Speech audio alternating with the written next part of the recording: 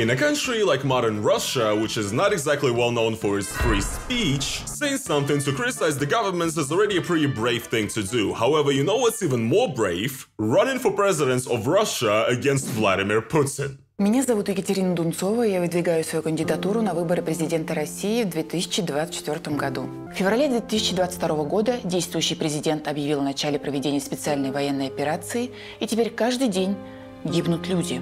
А я уверена, что они хотели жить. Все мы хотим жить, и нам нужен мир. What is up, guys? It is your boy Roman, your favorite neighborhood Russian. How you guys doing today? Welcome to a brand new video, and that is correct. In today's video, we're gonna be talking about Ekaterina Duntsova, a regular Russian woman, a 40-year-old single mother with 3 children that supposedly came out of nowhere and is currently trying to run for president of Russia. So, if you guys are actually out of the loop on what's happening in Russia right now, Russia is about to have its next presidential election in March of 2024. And yes, guys, thanks for asking, we still do have elections. And of course, guys, don't you worry, Vladimir Putin is running in 2024. Сейчас такое время, когда нужно принимать решение. Я буду баллотироваться в должность президента Российской Федерации. He's just announced it quite recently, so I guess we know who's gonna win. Because one thing guys have to realize about Russian elections is that they have not really been honest or fair for about the last 20 years or so. Russia is notorious for its voter fraud and corrupt elections. This is not even a conspiracy, this stuff is really easy to find in the internet, footage of actual voter fraud and fake ballots being thrown in. This happens at every single election, and also, the people that are allowed to run for presidents in Russia are usually either controlled governmental opposition from such parties as the Communist Party of Russia or LDPR, we essentially just have the same exact people running for 20 years in a row, or you might have certain fake liberal candidates. And these are usually, by the way, the only people that participate in presidential debates in Russia, because those do happen, and a lot of very funny and bizarre things happen at these debates. However, Vladimir Putin, throughout his years in power, has not participated in a presidential debate even once. And Putin doesn't like debate very much in general. I actually made a video about this, why Putin never debates anybody or is never challenged in front of the camera. You should watch it, it's pretty good stuff. But also another feature of Russian elections is that people who can actually endanger the current governments are just not allowed to run. For example, Alexei Navalny, the Russian journalist and politician who's currently in jail, was trying to run for presidency in 2018 and actually had a huge campaign. However, he was not allowed to run by the Russian government because of his felonies that the Russian government installed on him, by the way. Very convenient. And as a result, what happens is that every single election in Russia has a rather predictable turnout. And I personally think 2024 is going to be the same. However, this presidential race is getting more interesting because now we have a new candidate, a regular woman from rural Russia, running for president. So, who is she? Who is this woman that is brave enough to rival Vladimir Putin and that is confident enough that she would announce that she's running for president? Meet Ekaterina Duntsova, a Russian local politician and journalist. Ekaterina is 40 years old, she lives in the town of Rzhev in Tver Oblast, and for a few years now, Ekaterina Duntsova has essentially been running a local newspaper, a local media, in her small town of Rzhev, talking about the issues in the region of the town and trying to get them fixed. She actually became the member of the Rzhev City Duma, so essentially the city council, and she had that position for about 3 years. And Ekaterina Duntsova is essentially just a regular Russian woman with 3 children from a small town. And Ekaterina was actually never really known outside of her region and outside of her city for her work, so she's not a celebrity or a media personality or whatever. She's not well known for the Russian public, essentially, both for the normies and for the liberals, I guess. And in November of 2023, she announced that she would like to run for president. So let's check out her campaign video. Меня зовут Екатерина Дунцова, и я выдвигаю свою кандидатуру на выборы президента России в 2024 году. В феврале 2022 года действующий президент объявил о начале проведения специальной военной операции, и теперь каждый день гибнут люди. А я уверена, что они хотели жить. Все мы хотим жить, и нам нужен мир.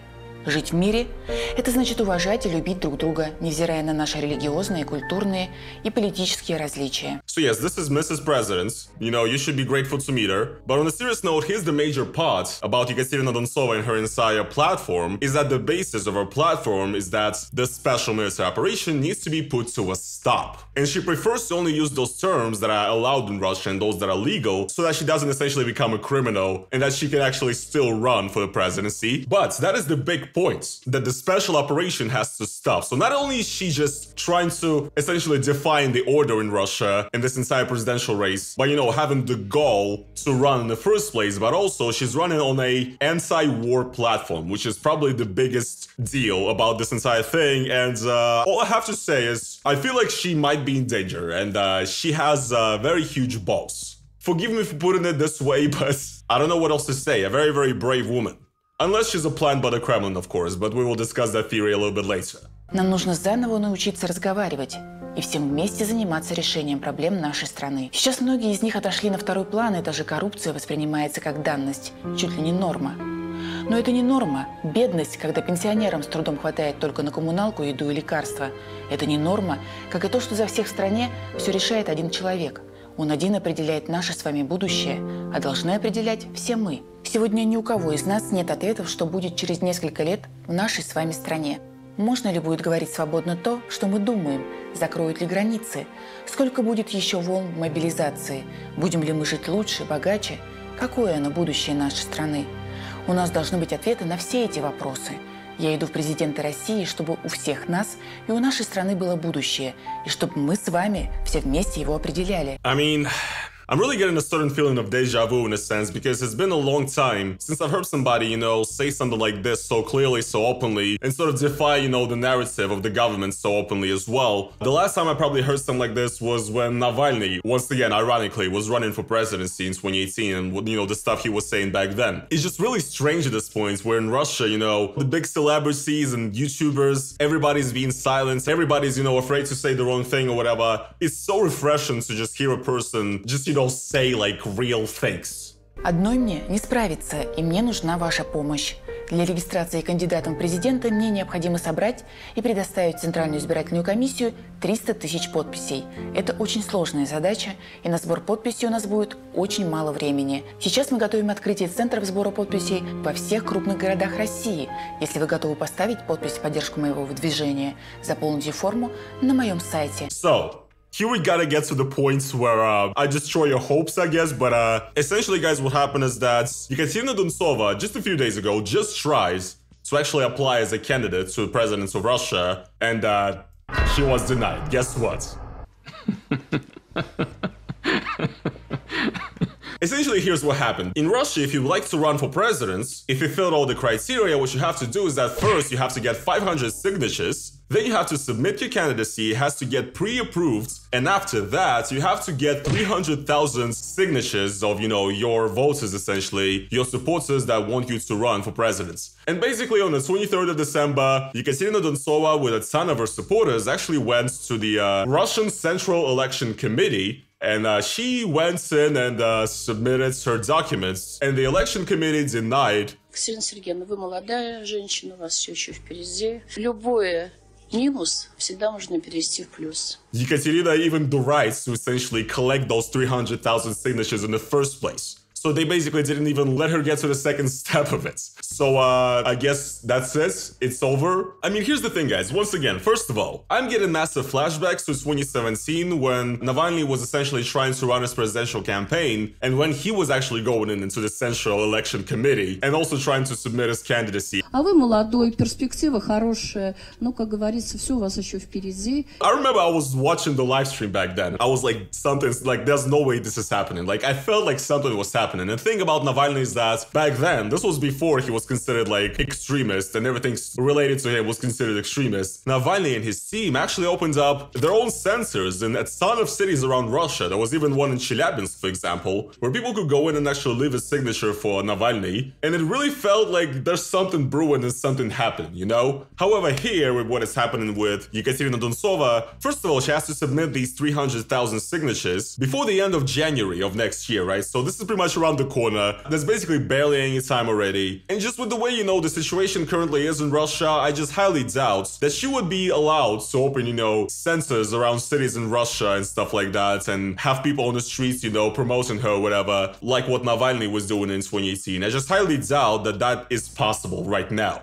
So this is the official website. Right here it says, let's give our country its future back. Ekaterina Oduntsova, lawyer and journalist, candidate to presidency of Russia. I like this passage right here. Why am I trying to become a president? For at least the last 10 years, our country has been going in the wrong direction. We're sailing towards not progress, but towards self-destruction. Every single day, the life of regular Russians becomes harder. The civilians are not allowed to openly state their opinion if it's not the same as the position of the governments. The amount of the political prisoners is rising, and hundreds of thousands of people have been essentially pushed out of the country. The local governments are practically destroyed, and in this huge country, everything is decided by one person. Quotation marks, military operations on the territories of nearby countries lead to unavoidable isolation and degradation. Our last allies are Iran, North Korea, and Eritrea, but even they might turn away from us. I mean, did she lie? That's all really I have to say here. I don't see lies. What do we have to do? The country needs a very quick change. We need to stop the military conflicts, we need democratic reform, we need to free the political prisoners, we need to cancel all the anti-human laws, we need to rebuild our relationships with the outside world, we need to change the budget, spend money on the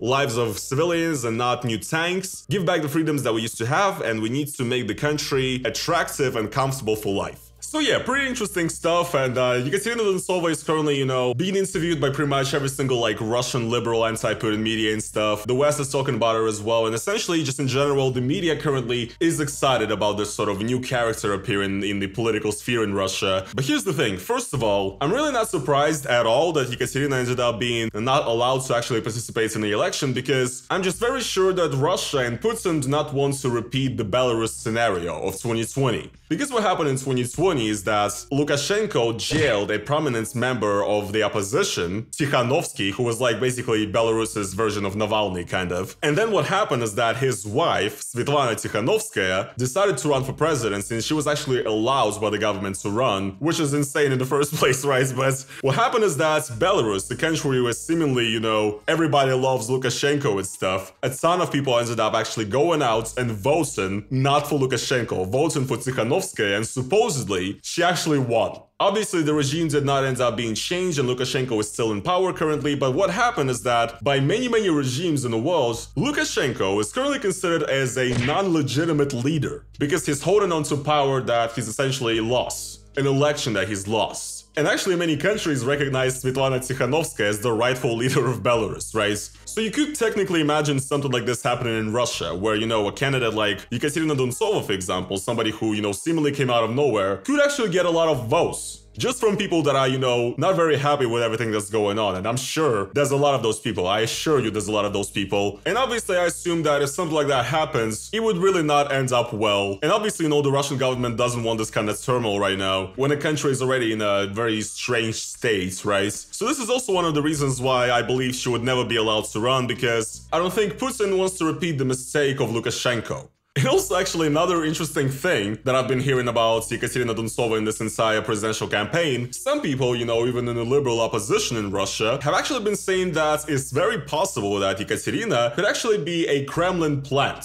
who could be another person that is sort of running in the presidential race, kind of just to show the regular people of Russia, hey, look, we have honest elections and there's actual, political life in Russia, elections going on and whatever. It's not just Putin, guys. Come check out Russia, we have, female presidential candidates, by the way. We have a true democracy over here. And the thing is, it's not exactly far-fetched to imagine that this theory might be true, because in the last election of 2018, for example, there was one particular candidate on the ballot, Ksenia Sobchak, who is actually a Russian celebrity, a journalist, a well-known, and she's actually been doing liberal sort of, kind of anti-Putin journalism for a few years now, and actually, she ran in the presidency in 2018, and a lot of people at the time, including Navalny, for example, claimed that Ksenia Sobchak was actually paid by the Kremlin to essentially be, a liberal spoiler. A sort of fake candidate in this election that, first of all, would show that Russia is, a democratic country where people can actually run and stuff, And also would be there so that, you know, the people who be pissed off about Navalny not running could vote for this liberal candidate because, you know, she's like anti-Putin or whatever.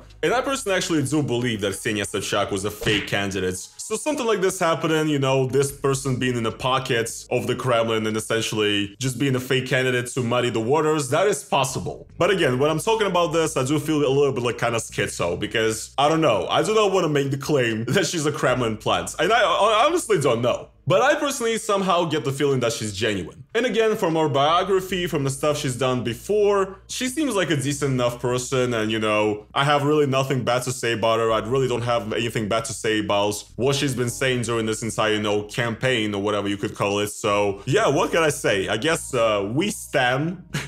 We stan Yekaterina Duntsova. And honestly, you know, if we imagine an open and democratic Russia, I think it's very possible for Russia to have a female president at one point. Russia is not nearly as misogynistic as a lot of people like to imagine, and since kind of the Soviet times, there is a certain tradition in Russia of women being in positions of power and stuff like that. So I believe that if a woman was running for president of Russia, she would have very good chances of actually winning, but obviously in the current system, with everything that's going on right now, these people are just not allowed to run in the first place, and it is what it is. What do you think? Is this a genuine person that is actually trying to make a change, and is this somebody that is actually, you know, very brave, that actually wants the best for Russia? Because, I mean, once again, if she's doing this for real, she, once again, has huge cojones. That's what I'm gonna say. So, you know, I'm pressed enough to pay respects.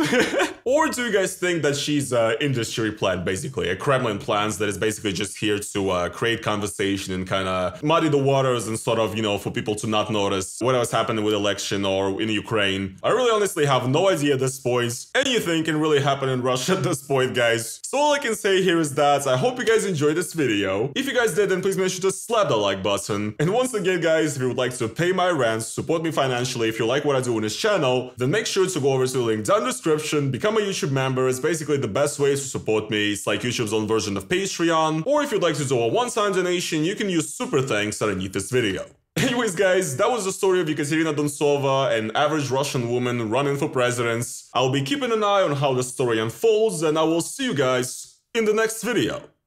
Peace.